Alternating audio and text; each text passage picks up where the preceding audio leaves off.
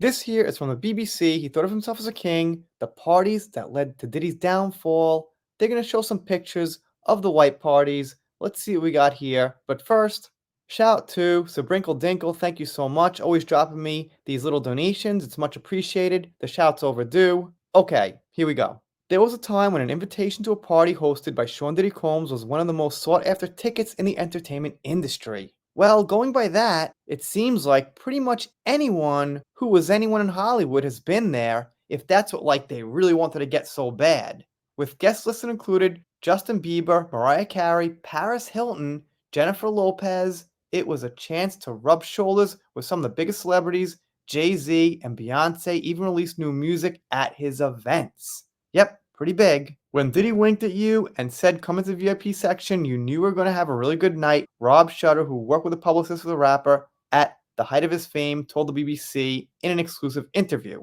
Now, Mr. Shutter's former star client is sitting in a Brooklyn jail cell a short drive away from the Hamptons, where he once presided over decadent celebrity bashes. Mr. Combs' fall from grace has been swift, with an extensive federal crime case charging him in a not safe for work trafficking, racketeering conspiracy. More than a dozen civil lawsuits have been filed accusing him of, let's just say, all kind of bad stuff that I'm sure we don't have to actually spell out. The Harlem-born rapper has repeatedly denied any wrongdoing, whether in relation to the criminal or civil allegations. A spokesperson denied the allegations against Diddy and told the BBC News for this story that Mr. Combs remains strong, healthy, and disciplined and fully committed to his defense with unwavering support of his family, legal team, and the truth. We shall see about that.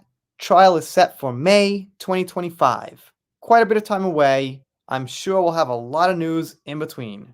And they feature this here. He used to stand up in the balcony with a microphone, just kind of announce things, what was going on, while everyone was kind of chilling down below him, like you can see here on the ground. For whatever reason, he had everyone wear white. Kind of makes me nervous. I mean, you spill wine, you spill beer, you spill whatever on there, it's gonna not be so easy to get the stain out. So I would have preferred, like, the dark green party or something like that. That's just me. I'm sure some spills happened. And they have this lady shooting fire or sparks out of kind of her stomach. You know, close to the midsection, but not quite. It's her stomach. Still kind of weird.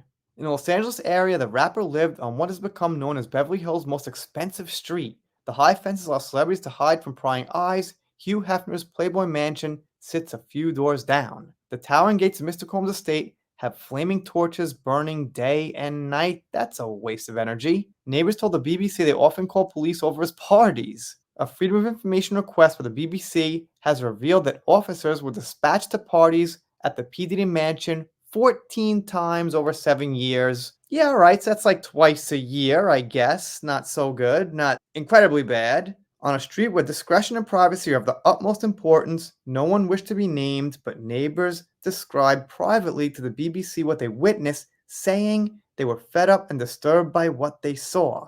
For 6 or 7 years, it was just parties, parties, parties, one neighbor said, adding he saw females at all hours coming out and sitting down the street. They didn't know where they were. She said they appeared lost and their underwear was showing. Okay, well, underwear ain't that bad, you know. All right, so that kind of is related to these stories used to give people drugs in their drinks and things like that, because obviously maybe they took some of that and wandered out there, but they could have just been, you know, drunk or really high or whatever also. It's just when there's so many allegations of a certain thing that seem to be correct, well, when something like this happens that could be the result of that, it's possible it's connected. So that's about it.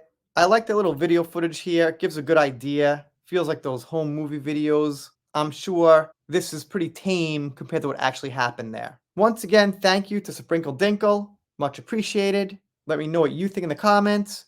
Doing Diddy, all things Johnny Depp.